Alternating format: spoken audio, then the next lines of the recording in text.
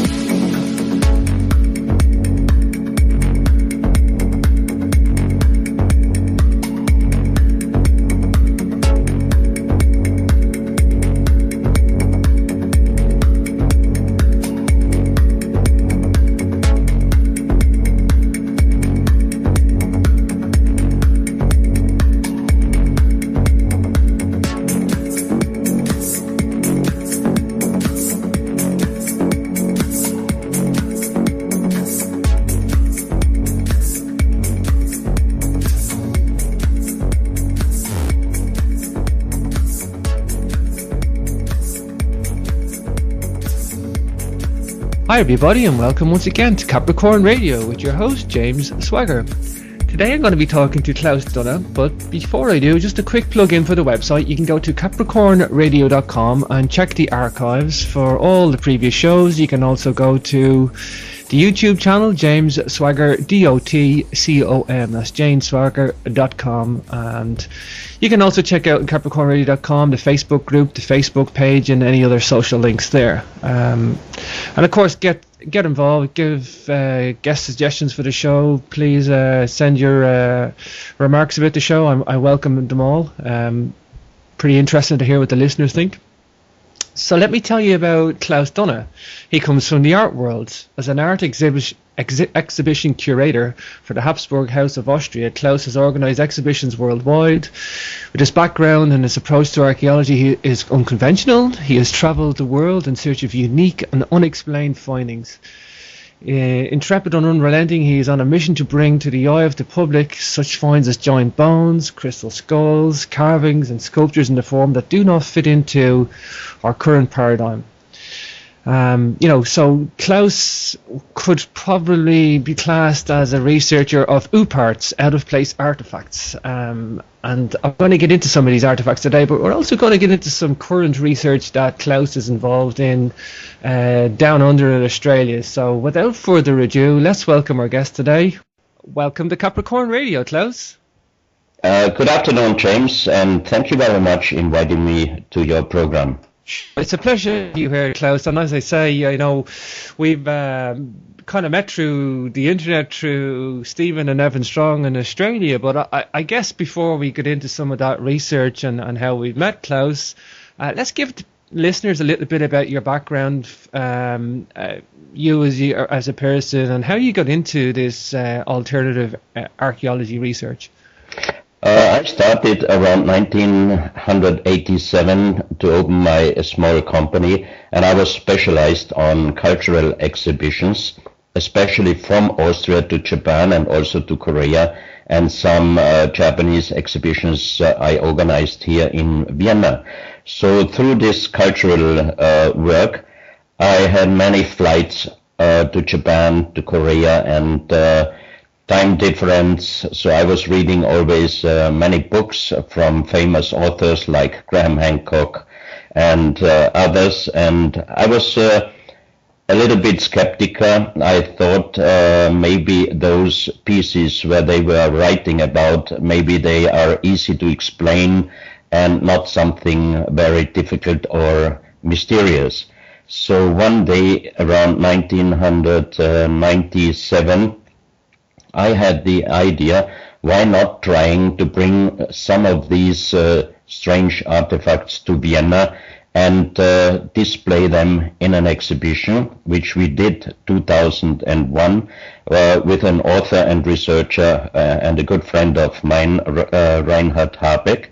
So we started researching, and we found about 356 artifacts which are located in museums worldwide.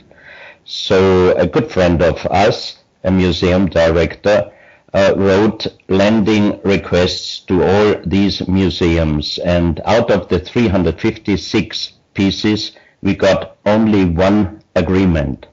So all my friends told me such an exhibition is quite impossible, and we still had only 1.5 years left until the planned opening. So from that moment on, we started to research by ourselves. We made trips to South America, Central America, North America, and in some of the countries in Europe. And finally, in June, 21st of June 2001, we could present in Vienna in the exhibition we called the exhibition Unsolved Mysteries.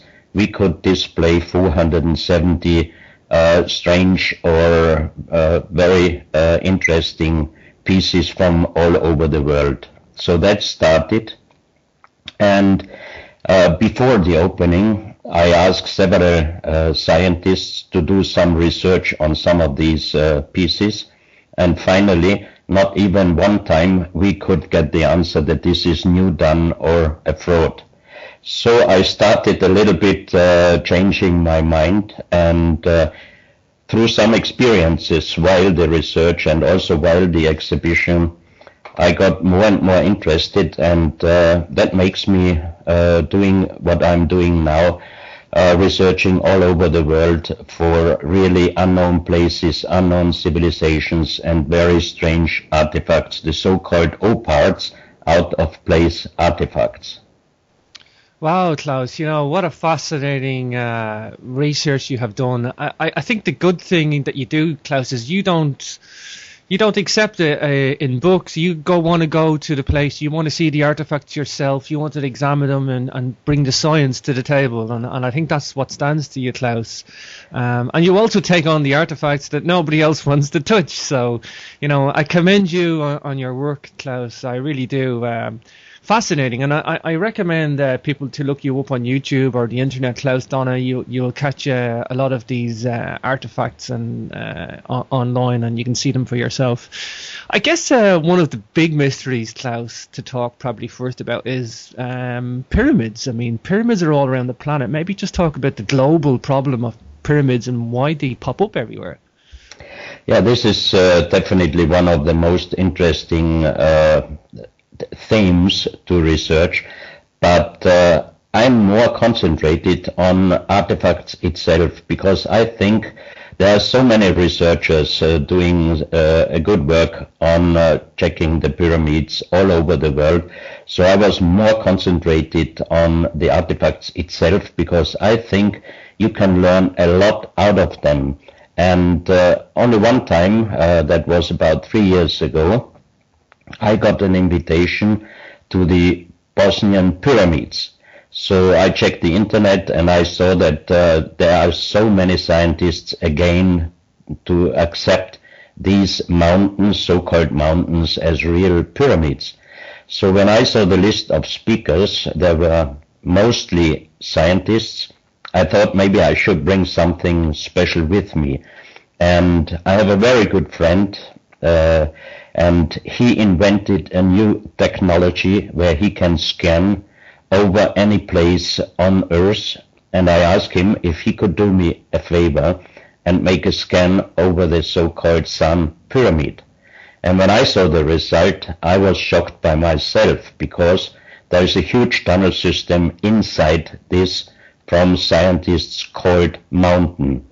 So when I brought this presentation to Visoko, to the Bosnian pyramid, where Professor Samos Monagic is doing a great work, and I presented it at the end of my speech, everybody was really happy and surprised, because we could really prove that inside this mountain, it is not a mountain. For me, it is a pyramid, because there is really a huge tunnel system inside, and even about 150 meters deep inside this mountain or pyramid, there is also one room, and that means that it is definitely man-made.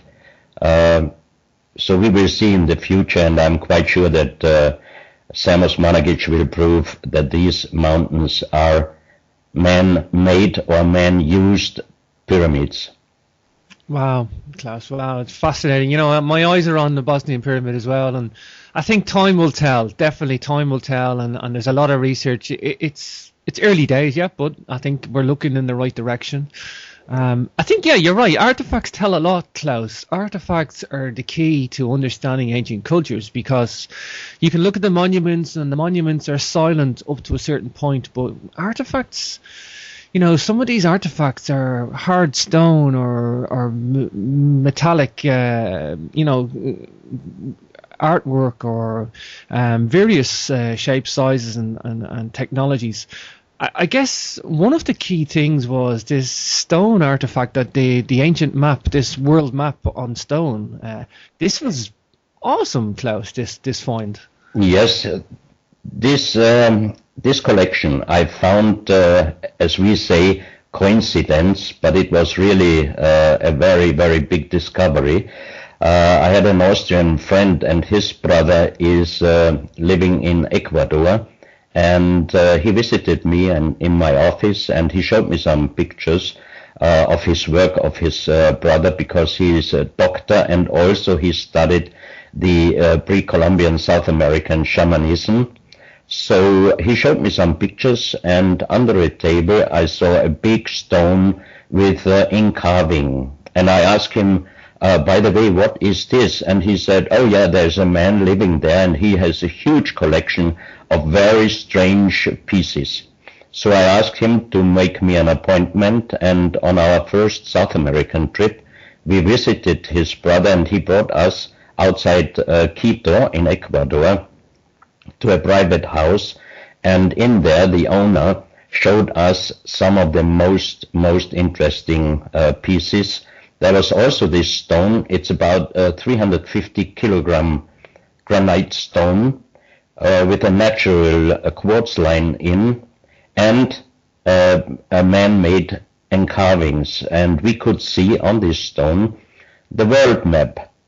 And you could easily see Italy, Greek, the Mediterranean, Saudi Arabia, India, all around the world. And the interesting thing for me was at the first moment that in the Middle East, approximately in the area of Israel, Syria, you have an inlay of an eye, and through this eye is the natural quartz line, which is passing the Mediterranean, then the Atlantic Ocean, and in the Atlantic Ocean there is one continent which does not exist in our days.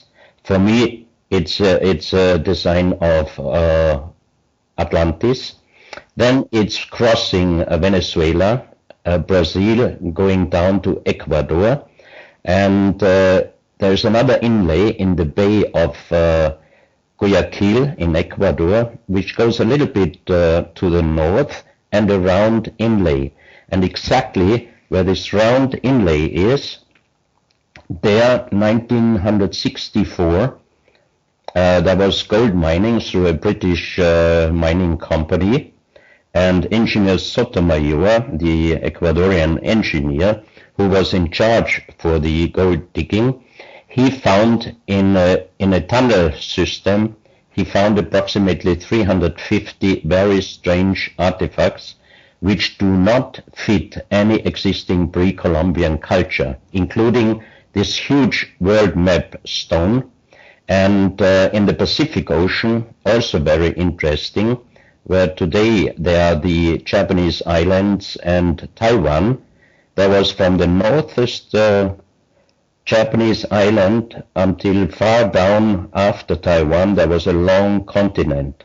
And when I showed this stone at the exhibition to Professor Masaaki Kimura, who is undersea geologist in Japan, who is doing all the researches under the sea around Japanese islands, especially Yonaguni, the southest Japanese island, where they found this huge monument under the sea level, which is definitely man-made, meaning an unknown civilization many thousands of years did there a big stone, not a pyramid, but like a man-made stone building, huge, with stairs, and on top of this Yonaguni is also a turtle, a huge stone turtle, and a huge stone bird. That means that it's definitely proof that this was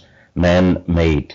And when he saw this, he told me that upon his research, he thinks that from the northwest Japanese island until far down after Taiwan, that there existed once long time ago, at least 12,000 years, one continent, which means could be for me a connection to the so-called continent Mu, but upon the research of Churchward and others, I think that there was a reality behind a very big continent once existed in the Pacific Ocean.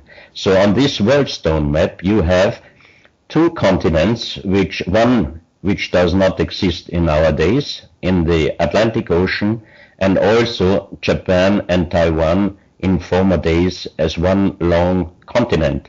That means for me this stone world map must be older at least than approximately 12,000 years. But then the next question comes up: who could have been able to do such a precise world stone map thousands of years ago? So that means you find a new piece, but you don't find an answer. In contrary, you find even more questions. Fascinating, Klaus. Fascinating. You know, I actually have Jack Churchwood coming on the show in a couple of weeks. I'm looking forward to that. Just on the, have you seen the Azores underwater pyramid that surfaced a couple of weeks ago?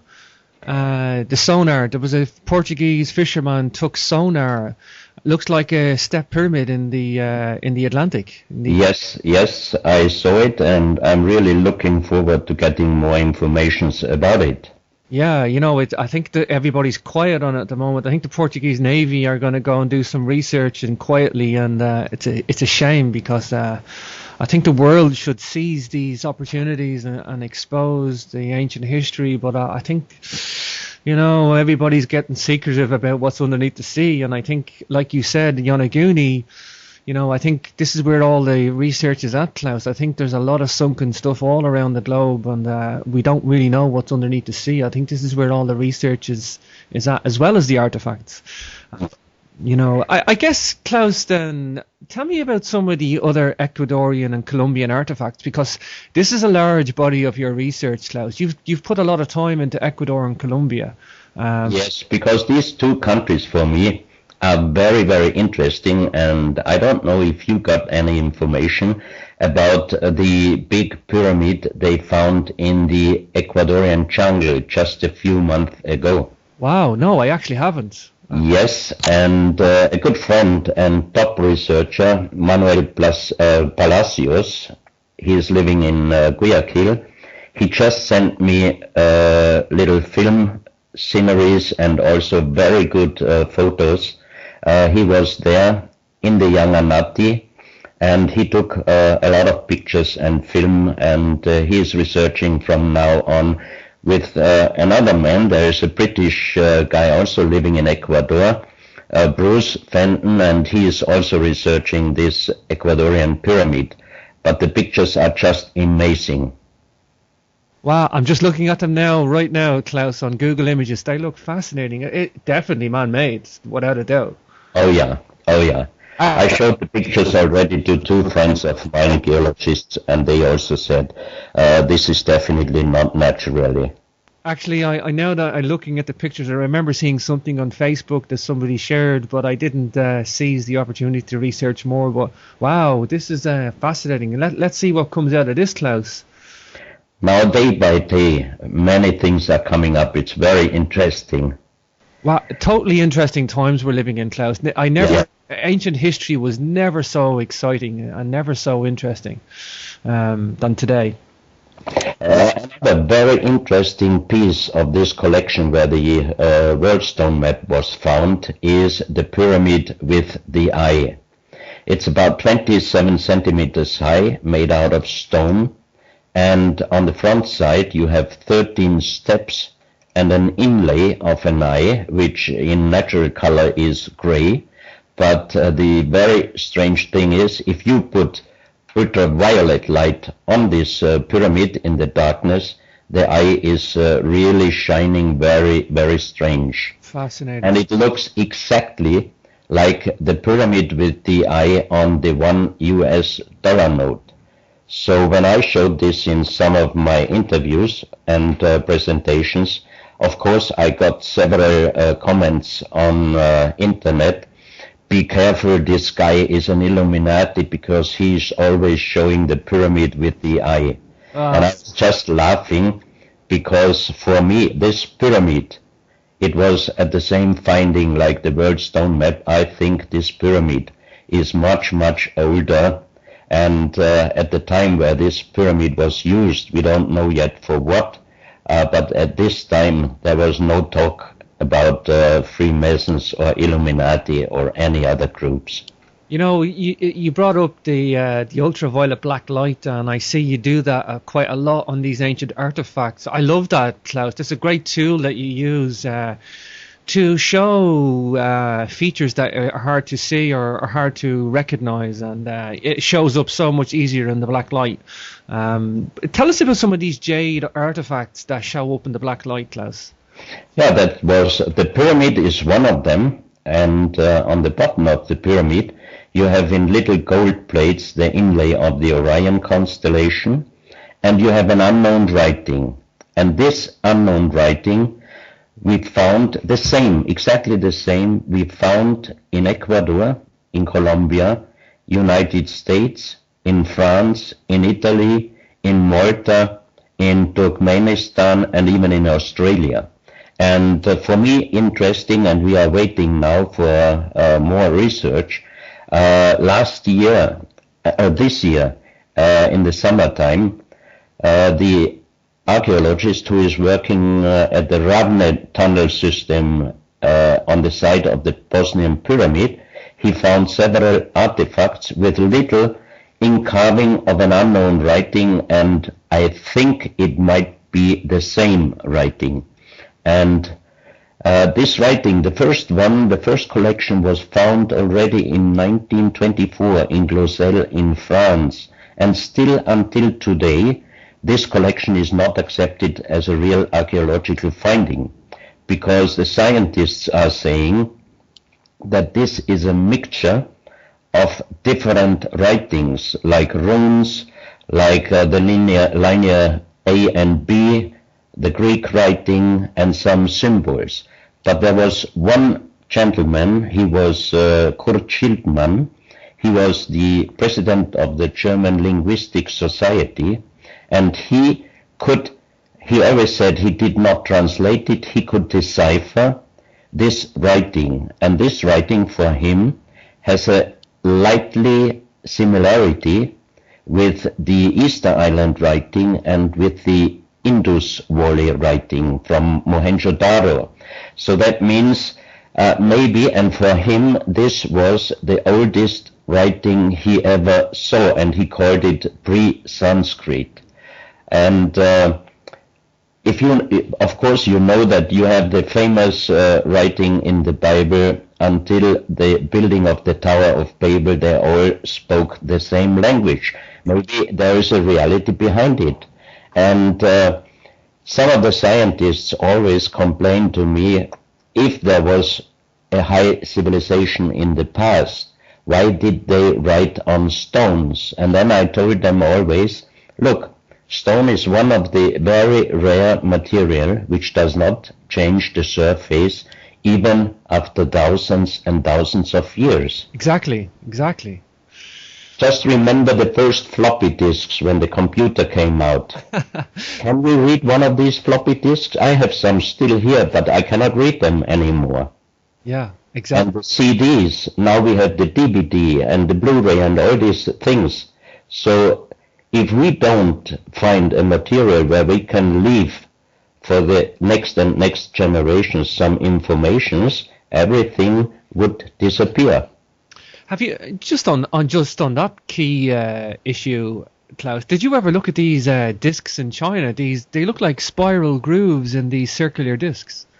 There are many round discs, but there is also a famous story about the drop bus on the internet that I think in the 1950s or 1960s that one guy found several of these discs and he could find the information inside. There was an unknown writing, but what I found out that this drop bus story is not real. This is not real.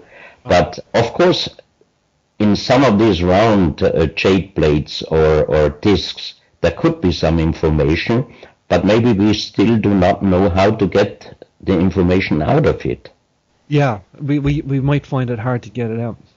It's the same with the story with the crystal skulls, because many people are saying that the crystal skulls are storing a lot of information. And there was a nice experience. A friend of mine in Germany, he got the crystal skull, which was owned by Himmler.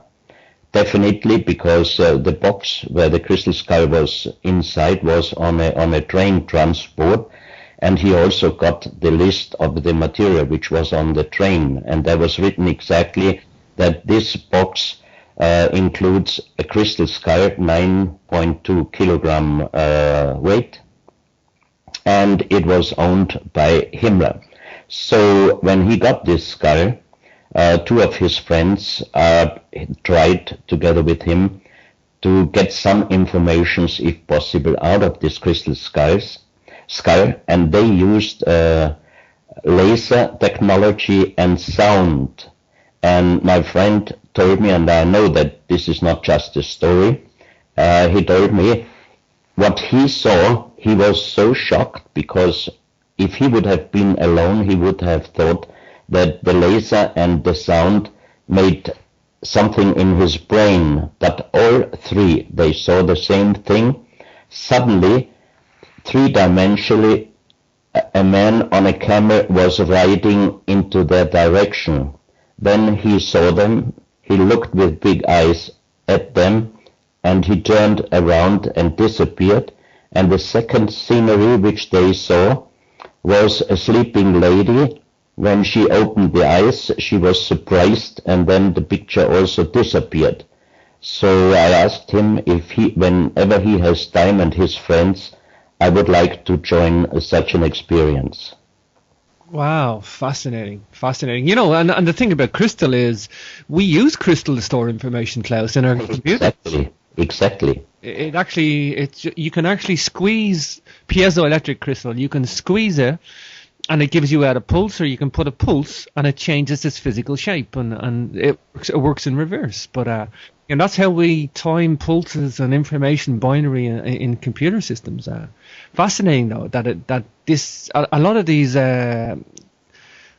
crystal skulls, there's various shapes, but a lot of them are piezoelectric quartz as well.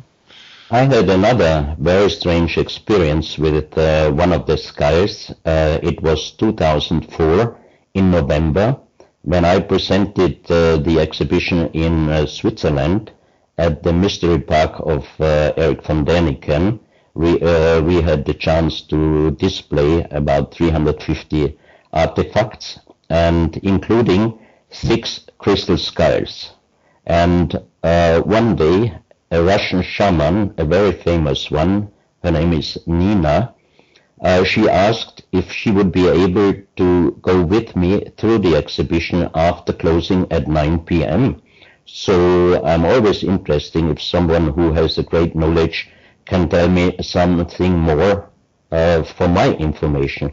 So I invited her, and we started walking through the exhibition, and from time to time she gave me some information about artifacts, which partly I knew, but including some new information, and it sounded very interesting. And suddenly, in front of the crystal skulls, she got in meditation in front of one jade skull from Mongolia, and she meditated a little while, and suddenly she was speaking in a language which I never ever heard before.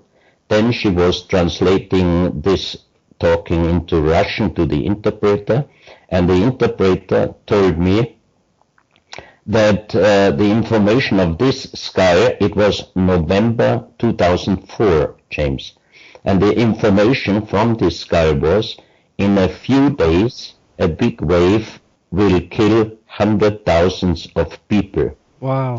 And you know that on 26th of December, the big tsunami in Southeast Asia happened. Yeah. Wow, what a shocking event. Yeah. Yes, I mean, when I exactly remember on 26th of December in the morning, I went down from my room to the kitchen and I just prepared my coffee, and I switched on the radio, and the radio said something about a tsunami and a few thousand of people were killed. So it remembered me immediately in what Nina was telling me, but only a few thousand. And you remember, from day to day, the numbers rise. Yeah, the number raised up until hundreds of thousands of people. Wow, wow. That's intense, you know. I do a lot of shows on spirituality too, Klaus. I'm totally open to that. I think we have we're able to tap into the universe, the cosmos, the ethereal plane. You know, I think we can just tap into some sources. I think the past, the present, and the future has all happened. I think they can prove that with physics now, that the past, the present, and the future all exist at the same time. And there is Nassim Haramein. You should definitely interview him. Oh yes, I know who you're talking. Yeah, he is living in Hawaii. He made a completely new discovery, which he might tell you on your program. Yeah, I'm going to look into him. He's a great show suggestion. Yeah. Thank you for that, Klaus. You know, this is something I love about what you do, Klaus, is, you know, you've really just gone for this. You started off, for whatever reason, to do this research with the exhibitions, and it's evolved for you. And the research comes to you, and you look into it more, and you're not afraid to look at the evidence. You want to do it scientifically, and you want to address. I guess you're doing this for truth, and you're doing this for truth first and answers, and to explore, because this is important. This is history. This is ancient history, and this means who we are as a species. Frankly speaking, James, when I had the idea of doing this exhibition, I might have been the biggest skeptica. And if you would have talked to me before the exhibition 2001 about informations from crystal skies or other things, I would have listened to you politely, but afterwards I would have just wondered. But I had so many experiences which made me changing my mind completely. Well, they say an intelligent man is somebody that can entertain another idea. You don't have to believe in the idea, but you can still listen politely and entertain. And maybe, you know, that's the sign of intelligent man, Klaus. Because a lot of people won't entertain, they won't listen, and they shut down. And, you know, I think that's a good quality that you have. I won't talk, Klaus, this is important for me, because I look at all these anomalies around the world, and I definitely believe, I totally believe, and I see the evidence of an ancient global civilization. Now, I think a lot of people are familiar with the cocaine and tobacco mummies from Egypt, which shows you that the Egyptians were either in South America, or South America was in contact with Egypt. But yes. You have shown in artifacts with a cobra's head in South America, Klaus. Yes, that's why everybody immediately who is against these artifacts is saying, look, a cobra never existed in South America. But exactly all these pieces, all the 350 pieces, do not have any connection to any known pre-Columbian culture. That means why there is an inlay of an eye in the Middle East, and then this quartz line goes directly to the place where all these pieces were found. For me, it says, if someone, whenever, who knows how many years before, had this collection, he might have known where to go, and he might have brought these pieces from Middle East to South America.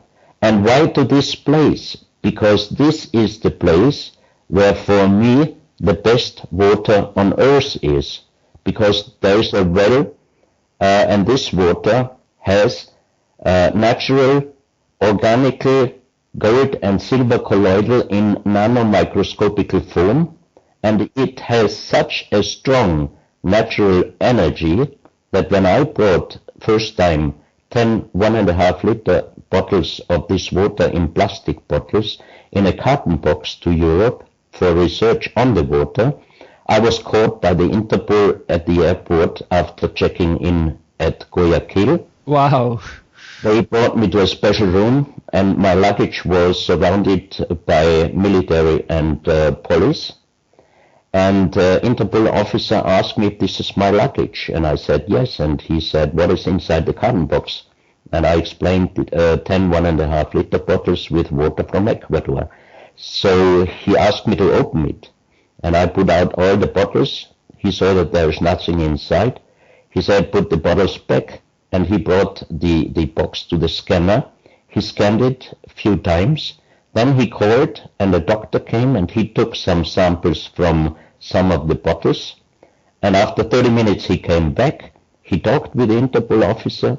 He was putting the box again into the scanner.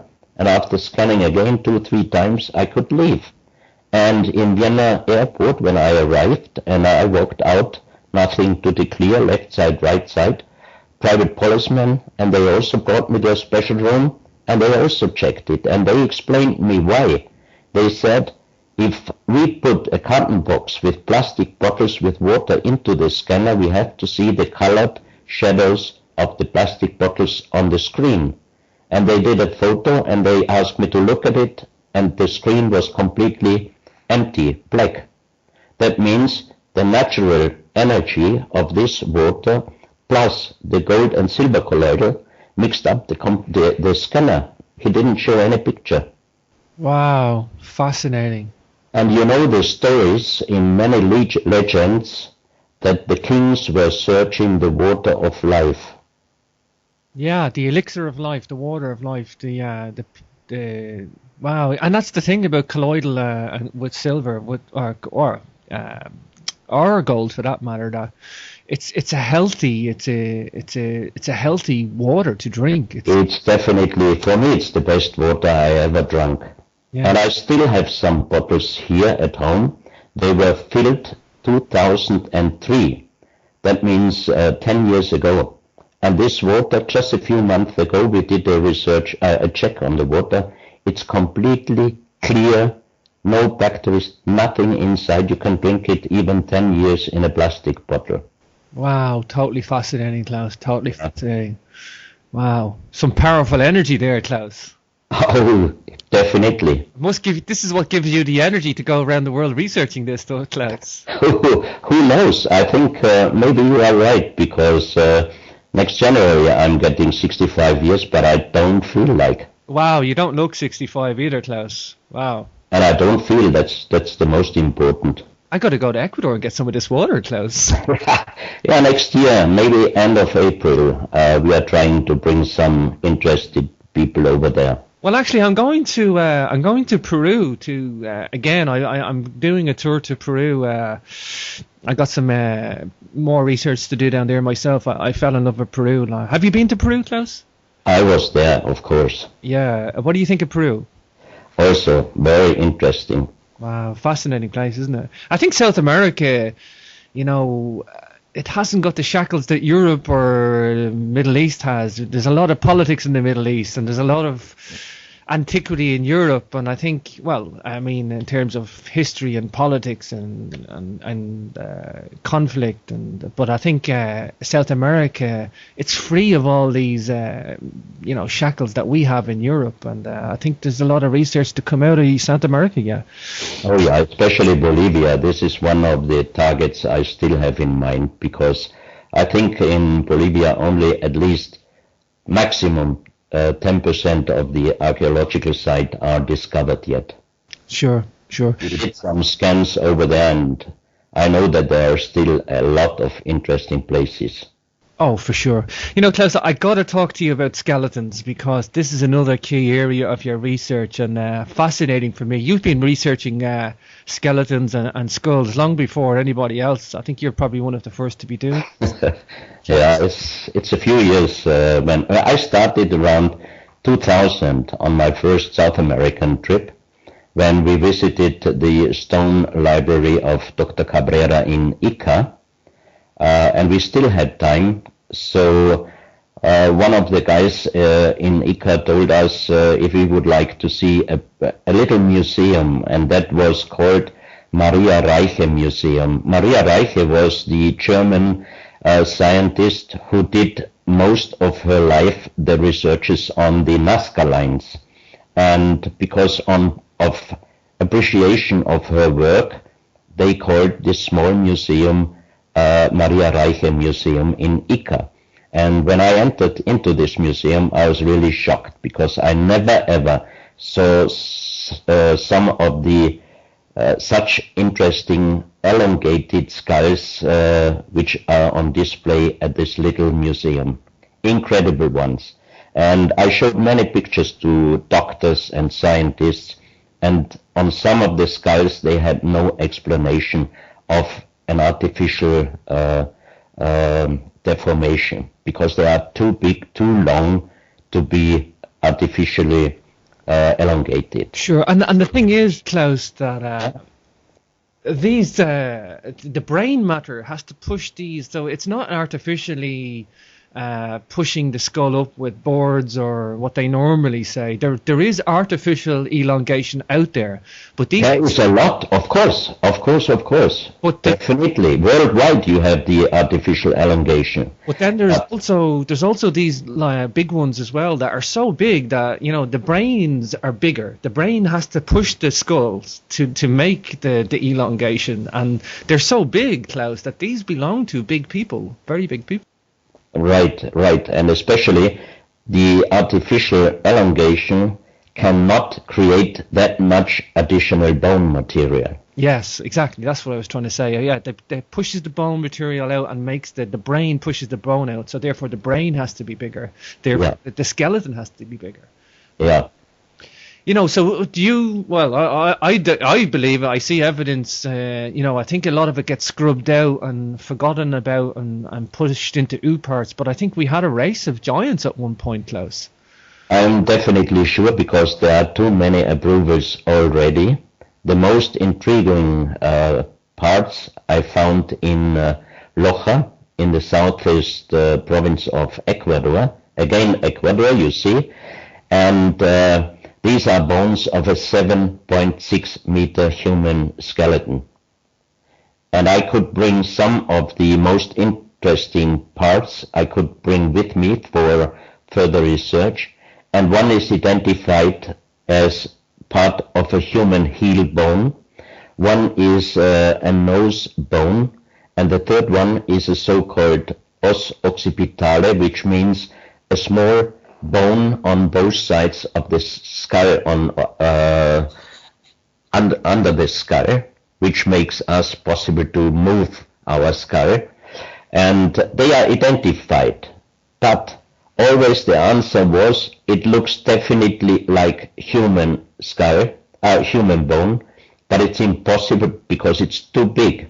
It's approximately 5 times bigger than a normal human bone, and if you compare there are a lot of historical writings, the most famous one from Chiesa de Leon, where he wrote, "Today we found at the coast of Esmeraldas in Ecuador, today we found several human skeletons which were 5 times bigger than we were."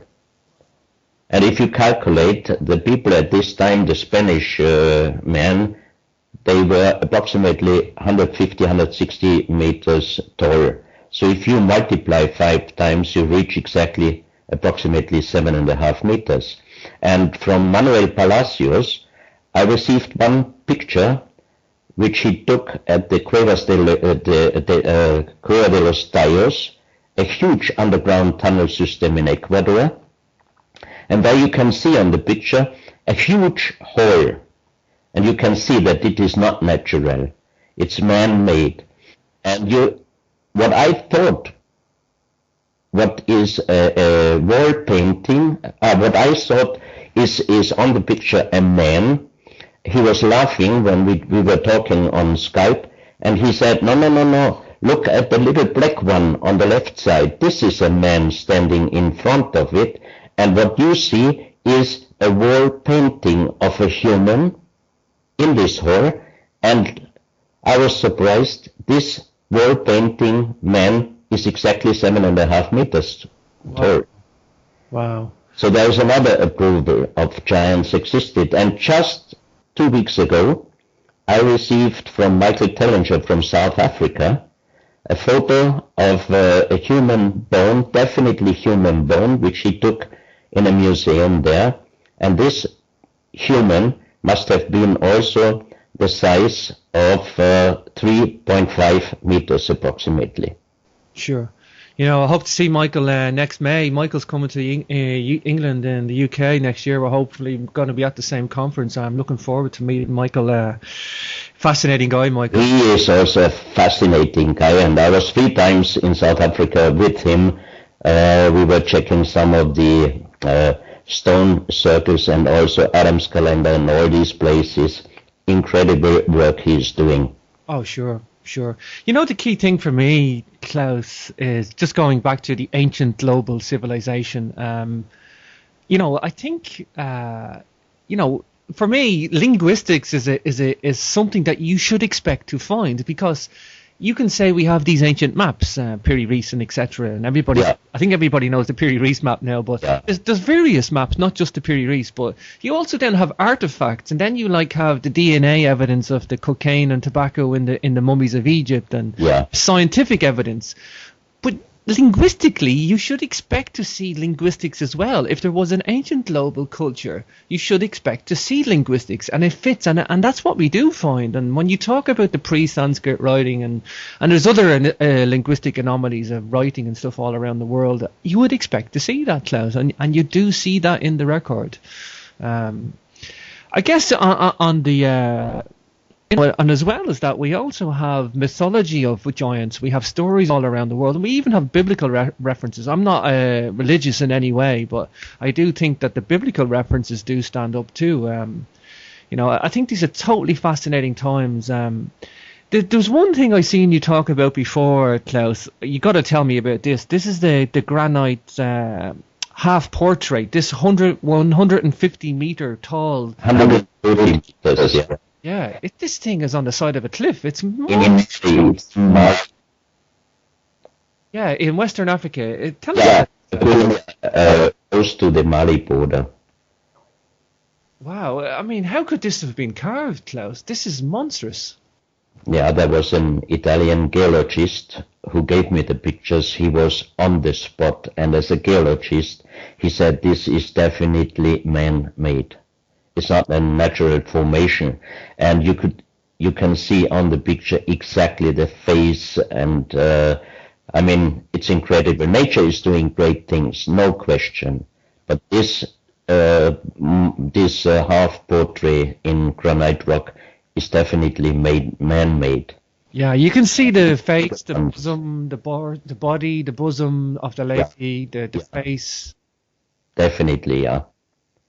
It's also a very interesting area. Guinea-Conakry and Mali, this area is also very interesting. There is also a very strange place in Mauritania. It's by geologists, it's called most probably an impact, but it's for me it's impossible to be an impact, because there are circles, round circles around, and it looks exactly like the explanation of Plato of Atlantis. And about 4 months ago, my friend did a scan over this area, and he could prove, and he showed me, that on the high circles you have a lot of anomalies, which is showing that there were houses in the past.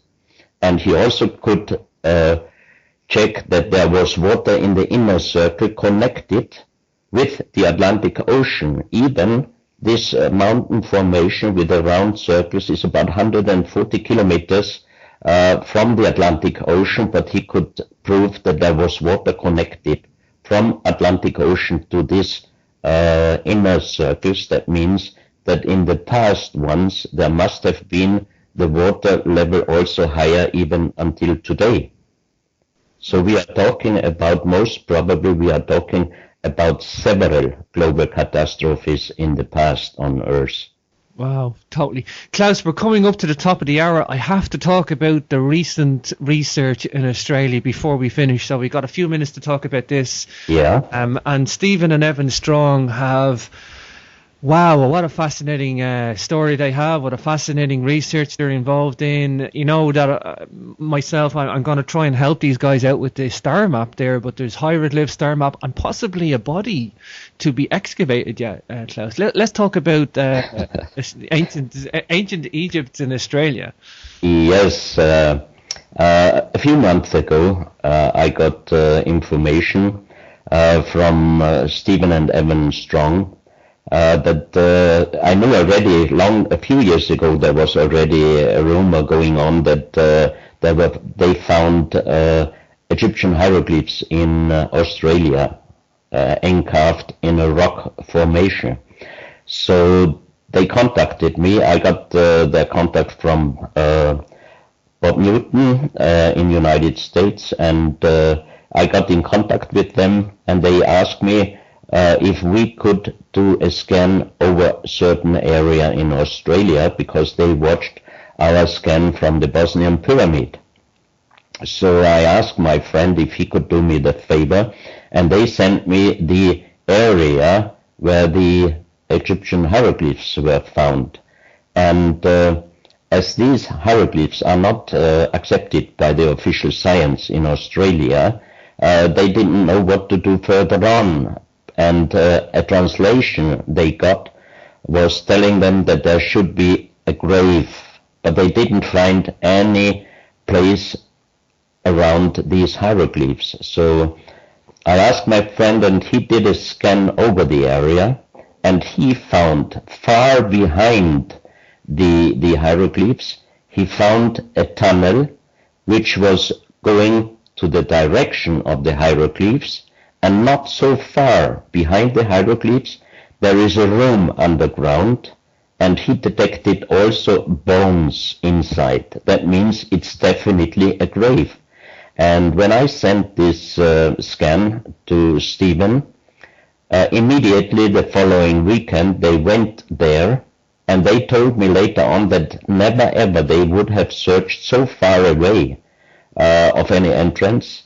But they could find a wall, a stone wall, and they also found a tunnel.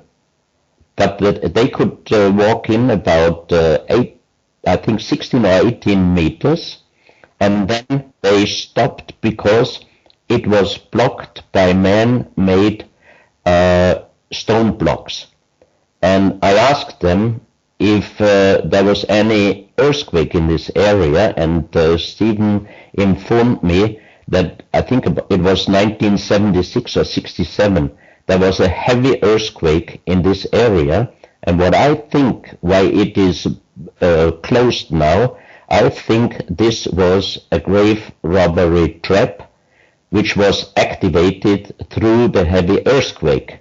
So from now on they try to open this tunnel, and then they can go inside, and when they find what the hieroglyphs are describing, they definitely can prove that the hieroglyphs are original and that the Egyptians came to Australia already 4,500 years ago.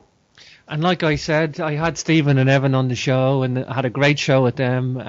But I like I said to them, I mean, we have the Egyptians in South America, so why not Australia, Klaus? Yes. Yeah, why not? Like, because you know that's another continent, South America to Egypt to Africa. So why not? I think what I'm trying to help them with is this star map as well. That's above the glyphs, and Yes. Previously, it's been dated to 2500 BC with archaeoastronomy. And the guys, literally, I just got a message a couple of hours ago, Klaus, that they have mapped out the new star map. They have now got a new accurate reading of the star map. It's taken them a few days to measure it. It's that big. Great. It's great news, and all eyes are on the star map now. So I'm going to try and help them decipher it. It's going to take a while, but once you crack a little bit of it, you should be able to date this with the astronomy as well, Klaus. So yes.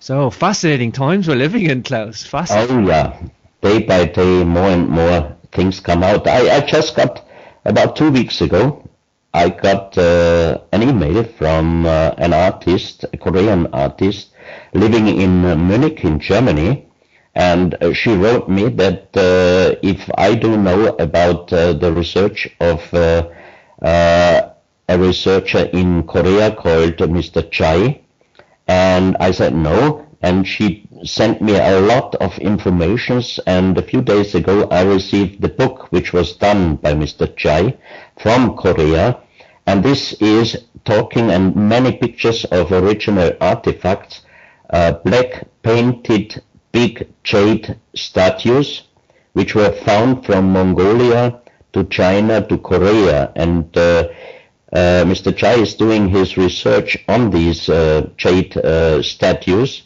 and he has approval that the age goes back 14,000 years, and maybe this is exactly another connection with the so-called sunken continent Mu, and I'm in contact now with him, and I'm wondering what new really good informations are coming up from Korea now. Wow, fascinating, Klaus, fascinating. You know, Klaus, we're just at the top of the hour. Give us out your website, Klaus, just before you go, where people can get in touch with you and see what you do and maybe catch one of your DVDs. Yes, my website is www.unsolved-mysteries.info, info. Wow. Yeah, you know, and Klaus, I commend you on what you've done on your research, and I look forward to what you're going to produce in the future. We need people like you out there, Klaus, because, you know, history, needs this. History needs people that are on the front line, that are open-minded and open to research, but still scientific and still skeptical. It's a nice balance you need to have, Klaus. You know, you still need to be skeptical, but you still need to be... I'm still skeptical, no doubt. So whenever I get new informations, I want to see the pieces. I want to hold them, and then I make my own mind. Sure. Well, Klaus, it's been a pleasure having you on Capricorn Radio. It really has, and I'm no doubt we're going to talk in the future, not too distant future, about Australia. Yes. But again, it's been a pleasure having you on the show, Klaus. Great talking to you. Thank you very much, James. Take care, brother. Thank you. Bye.